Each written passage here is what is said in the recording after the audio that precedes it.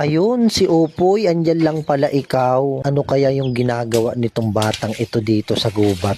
Ang paalam lang sa akin, mag-i-exercise. Bakit parang may pasan-pasan na itong kahoy at dala-dala? Ano kaya yung gagawin niya dito sa kahoy? Ayun, pasan-pasan niya nga ang kahoy. Mahahaba pa. Ano kaya naisipan nito? Ano yung dala mo, Poy?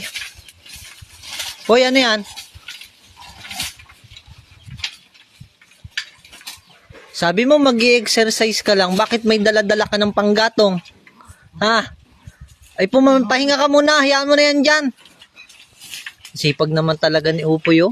Yan pala yung sinasabi niyang exercise. Nangahoy na para may panggatong. Hindi ko naman ito inutusan, ay kasipag naman talaga ng batang ito. Ano yun mo yun, boy?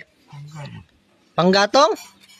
Kaya siguro ito nangahoy si Upoy. Kasi yung mga kabataan inutusan kong mangahoy. Kasi gagamitin namin yung panggatong kasi meron po kaming pakain. Ganapin po yun dito sa mga katutubo. Gusto lamang siguro nito tumulong. Ano yun mo yan? Ha?